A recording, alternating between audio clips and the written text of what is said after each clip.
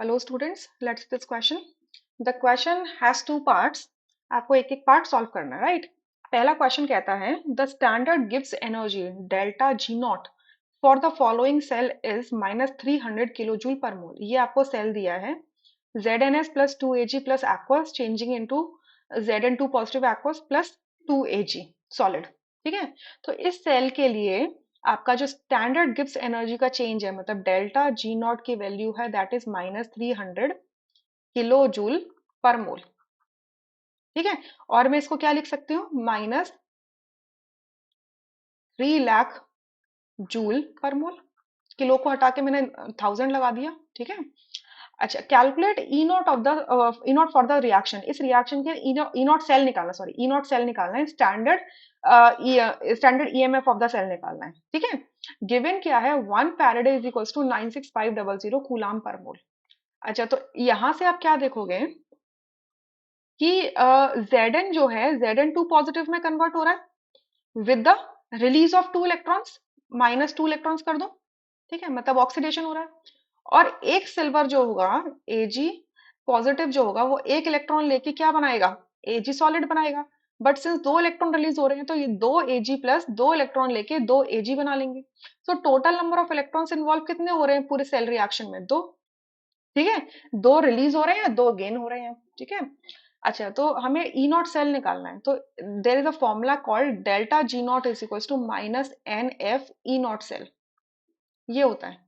तो हमें ई naught cell निकालना है, तो formula will become delta G naught upon, ये माइनस का साइन इधर हो जाएगा, upon NF, minus delta G naught upon NF. अब डेल्टा जी नॉट की वैल्यू क्या है, 3 lakh joule per mole. So minus into minus positive हो जाएगा ऐसे, 1 2 3 4 5. ठीक है, और n की वैल्यू 2 हो गई और f की वैल्यू हमें गिवन है दैट इज 96500, राइट? आपकी कूलाम पर मोल. ठीक है, ये कितनी है, जूल पर मोल. तो पल्प मोल से पर मोल कैंसिल हो गया. अब बस इसे सॉल्व कर लेना. देखो 2 जीरो से तो यहाँ पे 2 जीरो कैंसिल हो गए. अब क्या बचा, 3000 divided by 2 and 965. So it comes out 1.55, 1.55, right? तो अब यूनिट क्या होगी, जूल अपॉन कूलाम क्या होता है, वोल्ट होता है. तो delta, sorry, E naught cell क्या हो जाएगा इसके लिए, 1.55 वोल्ट. या right, okay. Now second part solve कर लेते हैं.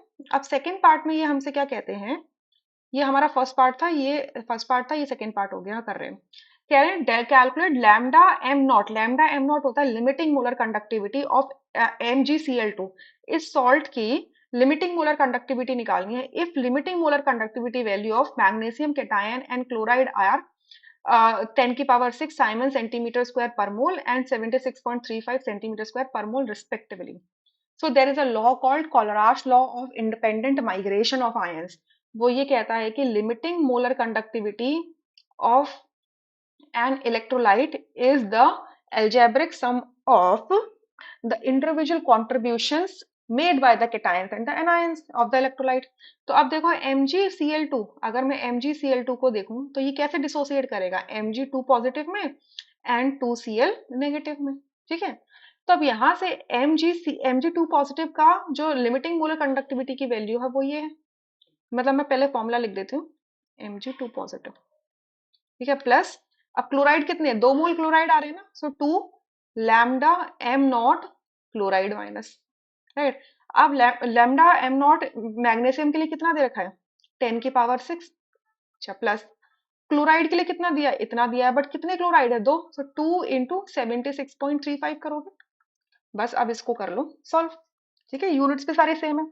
तो ये हो जाएगा 76.35 multiplied by 2. So it is 152.7. अब इनको ऐड करना है. So plus 10⁶. So it is going to be 152.7 Simon centimeter square per mole. Right? I hope you understood this question really very well. Thank you.